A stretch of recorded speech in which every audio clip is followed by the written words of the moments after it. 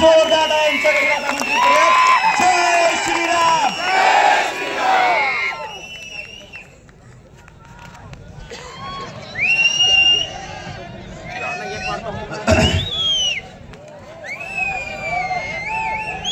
सभेच्या निमित्ताने मंचावर उपस्थित असलेले आमच्या मागे आशीर्वाद देण्यासाठी मोठ्या संख्येने आलेले गुरुवर्य शिवाचार्य स्वामीजी, सगळे उपस्थित असलेले केंद्र सरकारचे माजी मंत्री, कर्नाटकाचे मधून आलेले कडवट असे आमचे हिंदुत्व बंधू, सन्मान्य बसवंत गौडा पाटीलजी, या भागाचे लोकप्रिय असे आमदार, विधिमंडळातले माझे सहकारी सन्मान्य सचिन कल्याण शेट्टीजी, माझे हिंदुत्वादी विचाराचे फायरब्रँड असे माझे आमदार सहकारी सन्मान्य गोपीचंद पडळकरजी, सन्मान्य साजीभाऊ पवारजी, सन्मान्य शिवाजीराव गायकवाड, सन्मान्य बहिरवडे, सन्मान्य सतीश आनंदकर, मंचावर उपस्थित असलेले सर्वच प्रमुख मान्यवर, उपस्थित असलेले सर्व हिंदू बंधू भगिनींनो आणि माझे सर्व तरुण मित्रांनो, तसेच आमचे पत्रकार मित्र, आज आपल्या मोंदर्गी अक्कलकोट मध्ये हिंदू विराट सभेच्या निमित्ताने मी माझे विचार मांडण्यासाठी आवर्जून इथे उपस्थित आहे। माझ्या अगोदरच्या सगळ्याच मान्यवरांनी आपल्या आपल्या पद्धतीने हिंदू समाजाबद्दल आपले विचार इथे मांडलेले आहेत। मी इथे जे उपस्थित आहे ते राज्य सरकार मधला एक मंत्री म्हणून मी इथे आलेलो आहे, राज्य सरकारचा प्रतिनिधी म्हणून आलेलो आहे आणि इथे आजूबाजूला होणाऱ्या या हिरव्या सापांची जी मस्ती चालू आहे आणि त्यांना मदत करणारे आणि आमच्या सरकारची बदनामी करणारे जे काही सडके आंबे नावाचे काही अधिकारी आहेत, त्यांच्याशी जरा संवाद साधण्यासाठी मी इथे उभा आहे। या ज्या भागामध्ये काल आपली ही विराट सभा, आज आपली ही विराट सभा होणार असल्यामुळे काही अतिक्रमण काढण्याची मोहीम सुरू झाली अशी मी ऐकली। आता त्यासाठी विराट सभा का व्हायला लागते हा प्रश्न माझ्या समोर आहे। या भागामध्ये लँड जिहादच्या नावाने जे काही अतिक्रमण या जिहादांनी करून ठेवली आहेत, जे कुठल्याही कायद्यामध्ये बसत नाहीत, कोर्टाचे विविध जजमेंट आलेले आहेत, तरी पण काढण्यासाठी इकडचं आमचं प्रशासन का उशीर लावतोय हा प्रश्न विचारण्यासाठी खरं म्हणलं तर मी ते आलेलो आहे। कदाचित ते विसरले असतील की महाराष्ट्राचे मुख्यमंत्री आता एक कडवट हिंदुत्ववादी म्हणून तिथे देवेंद्र फडणवीस साहेब बसलेले आहेत।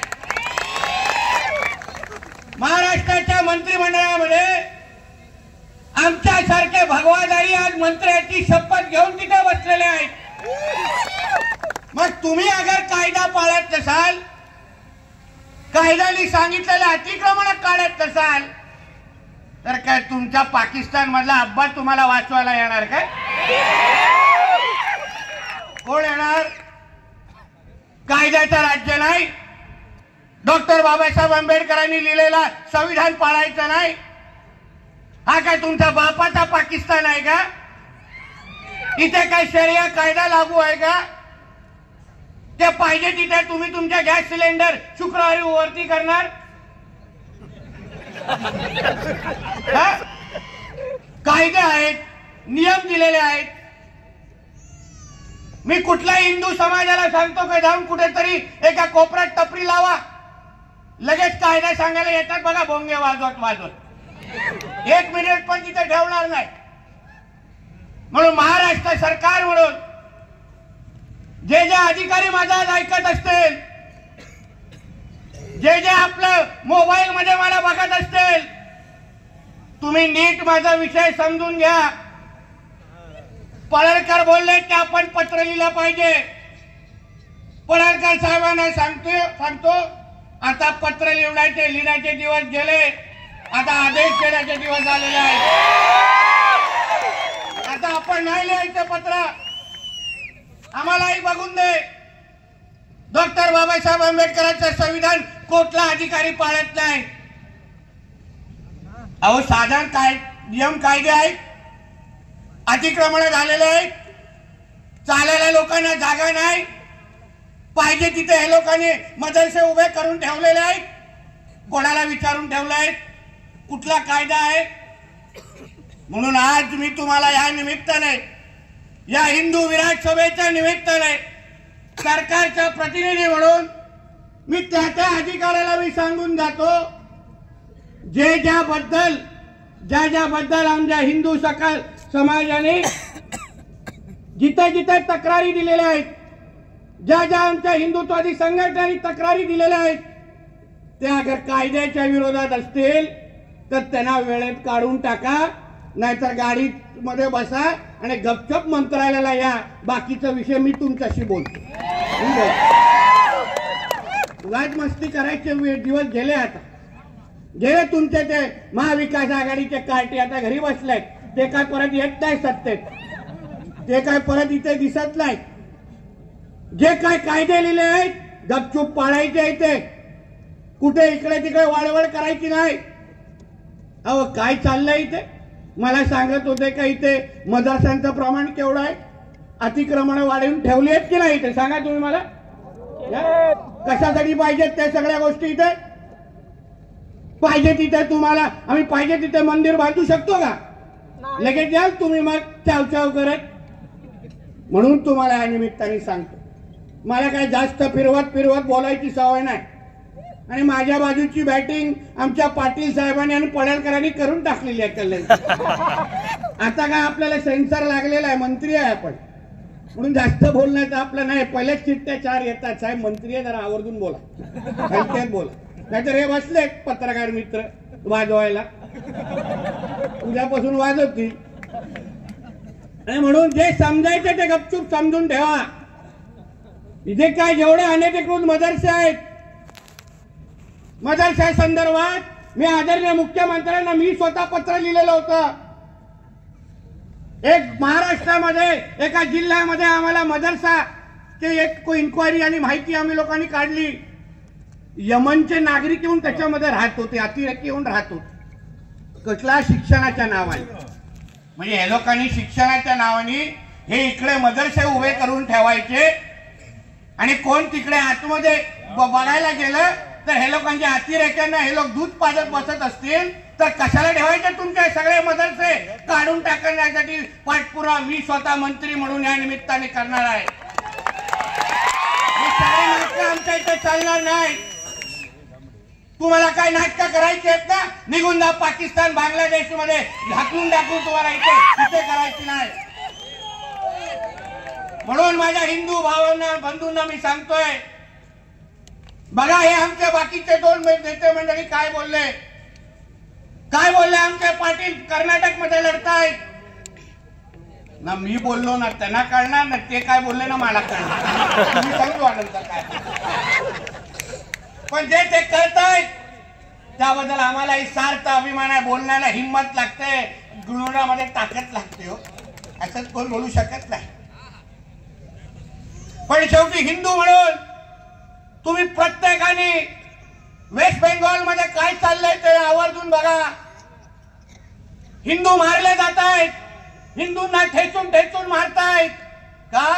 कारण की त्या हिंदुत्व विचाराचं सरकार तिथे नाहीये. लोक निवडणुकीच्या वेळी विचार करत नाहीत. लोक विचार करून मतदान करत नाहीत, लोकप्रतिनिधी निवडत नाहीत. आमचे पाटील सांगत होते कि कसं काट्यावर निवडून येतं. पाटिल साहब, मैं भी तीसरे टाइम आमदार है और जब से हिंदुत्व बार बोलना चालू किया मेरा लीड बढ़ते जा रहा है, कम नहीं हो रहा है. और माफ कीजिए, आपके कर्नाटक में हिंदुत्व बोलने के ऊपर आपके ऊपर कार्रवाई हो गया. मैं हिंदुत्व पे बोल दिया, मेरे को मंत्री बना दिया. तो हमारे थोड़े लोग भेजता हूँ आपको कर्नाटक बीजेपी, फिर आप भी मंत्री बन के आइए हमारे इधर. शेवटी हिंदुत्व आज आम्ही आमच्या राज्यात बोलणार नाही, देशात बोलणार नाही, तर का बा पाकिस्तानच्या चौकात मध्ये जाऊन बोलणार का? तिथे जाऊन बोंबलणार आणि बोंबलून दाखवा तिकडे. जेवढं स्वातंत्र्य, जेवढी हिंमत हे आमच्या हिंदू राष्ट्रामध्ये करतात, तेवढं जरा पाकिस्तान बांगलादेश मध्ये करण्याची हिंमत दाखवा ना. हात पाय काढून घरी पाठवून देतील तुमच्या. एवढी नाही करू शकणार तुम्ही तिथे हिंमत. सगळे सेक्युलर नावाची जी नाटकं आहेत ना, हे आम्हाला शिकवलं जातात हिंदूंना. कधी बघितलंय तर कधी मुसलमानांना शिकवलंय की बाबा तुम्ही सेक्युलर नाही आहात असं? कधी मुसलमान सेक्युलर हा शब्द मुसलमानांबरोबर जोडलाय का? नाही जोडणार. ख्रिश्चनांबरोबर जोडलाय? नाही जोडणार. हे सगळे लेक्चर हिंदूंनाच भेटतात. ते सेक्युलर हा विषय तुमच्यासाठीच आहे. पण मला एक विचारायचं हो, डॉक्टर बाबासाहेब आंबेडकरांचा जो मूळ ढाचा संविधानाचा आहे त्याच्यामध्ये सेक्युलर हा शब्द आहे का? हा माझ्या पत्रकार मित्रांनी सांगावं. अहो, ज्या देशामध्ये 80% अगर हिंदू राहत असतील तर त्यांना आपण हिंदू राष्ट्रच म्हणणार. आपण अजून काय म्हणणार? ज्या पाकिस्तानमध्ये अगर जास्त मुसलमान राहत असतील तर त्याला इस्लाम राष्ट्र म्हणणार. बरोबर आहे. जिथे ख्रिश्चन जास्त राहत असतील त्याला ख्रिश्चन राष्ट्र म्हणणार. तेही बरोबर आहे. मग त्यांना अगर तुम्ही प्रश्न सेक्युलर हा ठपका लावत नाही, मग आमच्या देशामध्ये जिथे 80% हिंदू राहतात तिथे मग आम्हा लोकांना का प्रश्न विचारता? कशाला तुम्हाला आमच्या बाबतीमध्ये तुम्हाला खाज येते? म्हणून हे सगळे विषय तुम्ही हिंदू म्हणून लक्षात ठेवलं पाहिजे. आम्ही आज हिंदुत्वादी विचाराचं सरकार जेव्हा म्हणतो तेव्हा आम्ही अभिमानाने सांगतो की आमचं हे सरकार हिंदू समाजाने निवडून आणलेलं आहे. म्हणून आमची पहिली प्राथमिकता हे हिंदू समाजच राहणार. हे मी अभिमानाने आज त्या निमित्ताने सांगतोय. हिंदू समाजाने जागरूकता दाखवली. त्यांना कळलं की बाबा जे लोकसभेच्या नंतर झालं, हिरवे गुलाल उडाले, पाकिस्तान जिंदाबाद म्हटलं गेलं, त्या गोष्टी अगर थांबवायच्या असतील तर हिंदुत्वादी विचाराचं सरकार आणायलाच लागेल. हा विचार करून महाराष्ट्राच्या हिंदू समाजाने राज्यामध्ये हिंदुत्वादी विचाराचं सरकार निवडून आणलेला आहे. नाहीतर बघा कर्नाटकमध्ये काय चाललंय, सांगितलं आमच्या पाटीलने. बघा त्या पश्चिम बंगालमध्ये काय चाललंय. जिथे जिथे हिंदुत्वाच्या विचाराचं सरकार निवडून आलं नाही तिथे तिथे हिंदूंना आज जगणं मुश्किल झालेलं आहे. या गोष्टीची तुम्ही लक्षात ठेवलं पाहिजे. आम्ही का बोलतोय? काय हे विराट हिंदू सभा घेतोय? काय हे सगळे आमचे गुरुचार्य इथे आशीर्वाद देण्यासाठी भगवा घालून आलंय का की तुम्हाला कळलं पाहिजे बरं वाईट काय आहे. तुम्हाला कळलं पाहिजे तुमचं भविष्य कशामध्ये आहे. और ज्या दिवस आपला भगवा खालती उतरेल ना तर तुम्ही तुमच्या घरातली पण पूजा करू शकणार नाही. ही परिस्थिती तुमच्या राज्यामध्ये आणि तुमच्या गावामध्ये होऊन जाईल. जोपर्यंत तुमच्या गावामध्ये तो भगवा फडकतोय तोपर्यंत तुम्ही अभिमानाने जगू शकता. जेवढी ताकद आपल्या त्या भगवा झेंड्यामध्ये आहे हे तुम्ही लोकांनी लक्षात ठेवलं पाहिजे. लक्षात ठेवलं तर बघा आमच्या राजांना साधा तो छावा चित्रपटाचा डायलॉग येतो, लगेच उचलून उठतात. आम्ही बोललो मध्ये की आमचे छत्रपती शिवराय सेक्युलर नव्हते. बोललो मी, खरं आहे ते. कोणी मुसलमान त्यांच्या सैन्यात नव्हते. आज पण मी त्याच्यावर ठाम आहे, नाही बदलणार त्याच्यावर. पण ते खरंच आहे. पण ठीक आहे, एक मानू त्यांच्या सैन्यामध्ये खरंच अगर मुसलमान होते, ते त्यांना छत्रपती शिवरायांना आपला राजा मानत होते, तर एक तरी शिवजयंती पडळकर साहेब आपण दाखवून देऊया जिथे हे लोक शिवजयंती साजरा करतात 19 फेब्रुवारी. एक तरी दाखवा. एक तरी मोहल्ल्यामध्ये साजरे होते का शिवजयंती? कधी बघितले चुकून? कधी बघितलं हे लोकांना शिवजयंतीच्या नावाने पेढे वाटताना? तुमचा राजा होता ना, तुम्ही त्यांच्या सैन्यामध्ये होते ना. मग तुम्ही जेव्हा त्यांची शिवजयंती साजरी करत नाही, तर मग आम्ही जेव्हा बोलतो काय कोणी आमचा राजा सेक्युलर नव्हता, हिंदवी स्वराज्याचे संस्थापक छत्रपती शिवाजी महाराज जेव्हा आम्ही बोलतो तेव्हा आमच्या राजाने हिंदवी स्वराज स्थापन केलं, हे असं आम्ही अभिमानाने सांगतो. जेव्हा त्या औरंग्याने त्या कार्ट्याने जेव्हा आमच्या संभाजी राजाला मारत असताना तेव्हा त्यांना काय सांगितलं? स्वराज्य मागितलं, दौलत मागितली. त्यांना फक्त एक प्रश्न त्याने विचारला की तुम्ही तुमचा धर्म बदला, तुम्हाला सगळ्याच्या सगळ्या तुमच्या पायावर आणून ठेवतो. म्हणजे काय? म्हणजे ती लढाई, स्वराज्याची लढाई ही धर्माची लढाई होती, हे स्पष्ट आहे. नाहीतर बोलला असता ना की तुम्हाला सब दौलत मेरे को दे दो और मैं तुमको छोड़ देता, बोलले असते. नाही बोलला. तो बोलला तुम्ही तुमचा धर्म बदला, मी तुम्हाला तुम्हाला पाहिजे ते देतो. म्हणजे आम्ही जे बोलतोय ते हिंदू समाजाच्या हिताचं आणि विचार करण्यासाठी बोलतोय. आम्ही जे काही त्यात फिरतोय तर ते हिंदू समाजाने लक्षात घेतलं पाहिजे. हे अतिक्रमण करण्याची हिंमत कशी करता तो? कारण का तुम्ही सगळेजण डोळे गप्प बघून देता म्हणून. दाखवा हिंदूंची ताकद, सरकार तुमचं आहे.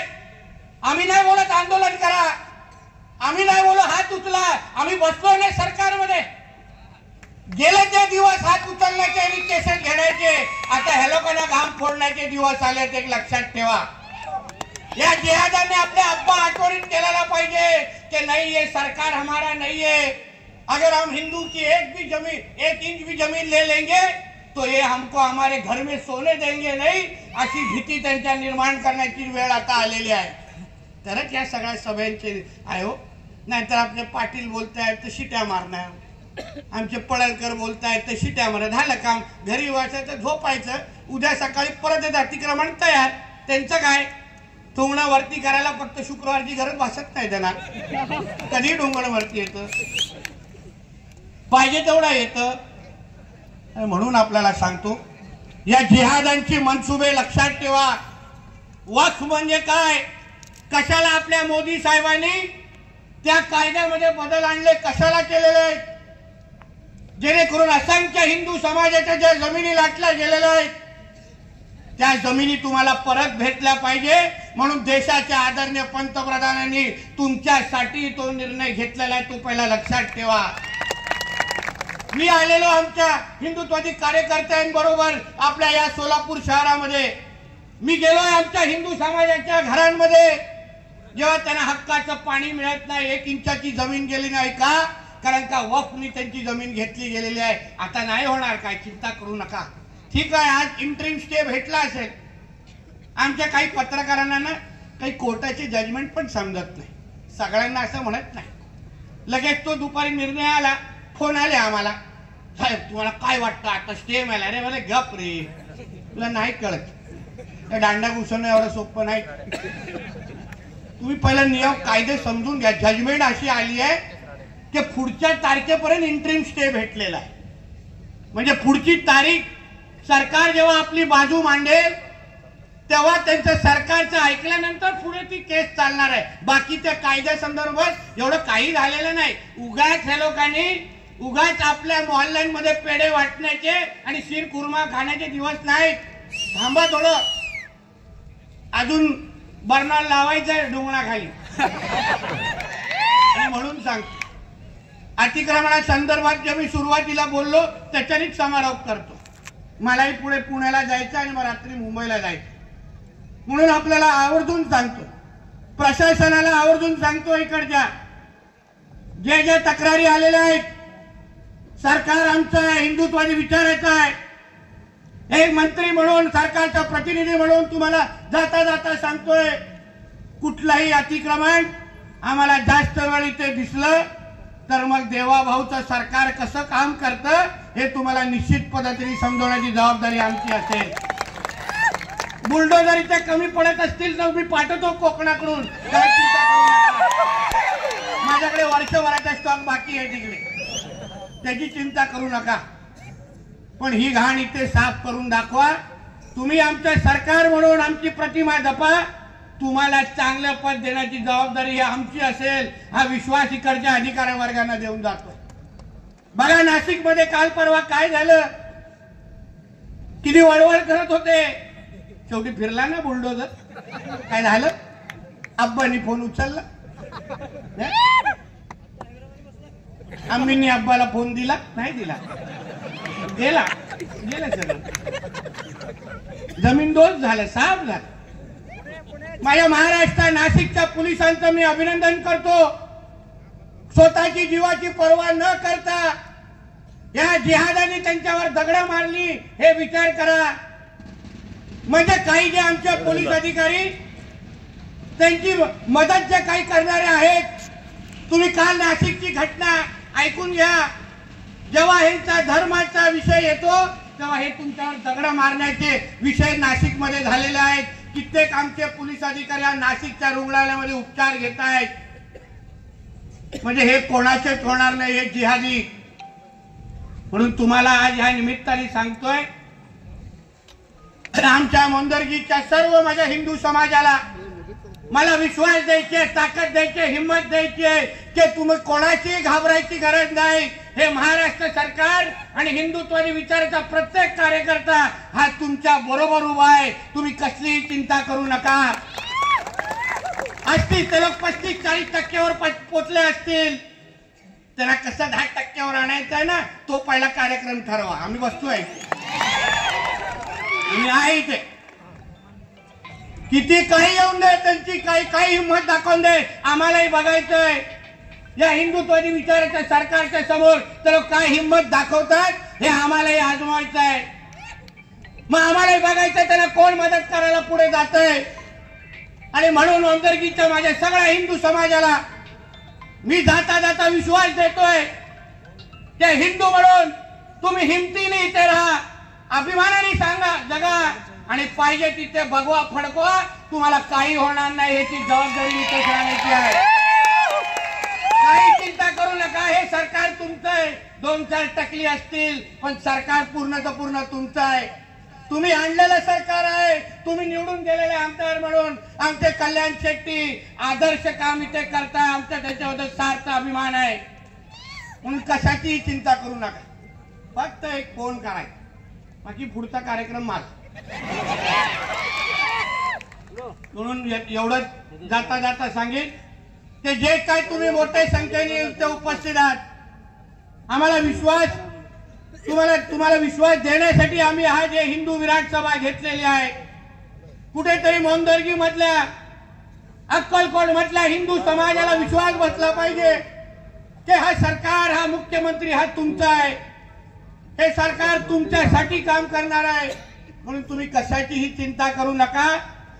आणि अतिक्रमण जे आहेत अधिकाऱ्यांना सांगतो वेळेत काढा आणि सुखरूप राहा, एवढंच ह्या निमित्ताने सांगतो. सगळ्या आयोजकांचा मनापासून आभार मानतो. इथेच थांबतो. आता एक माझ्यासाठी करा, खिशातला मोबाईल काढा आणि एक आपली लाईट ऑन करा आणि जोरदार घोषणा देऊन ही सभेचा अंत करून टाक. सगळ्यांनी आपले लाईट ऑन करा आणि मोबाईल काढा. स्वतःचेच काढा, दुसऱ्यांचे काढू नका. बोला जय जय श्रीराम. भारत माता की, भारत माता की. वंदे छत्रपती शिवाजी महाराज की, धर्मवीर छत्रपती संभाजी महाराज की. बोला जय जय श्रीराम. धन्यवाद.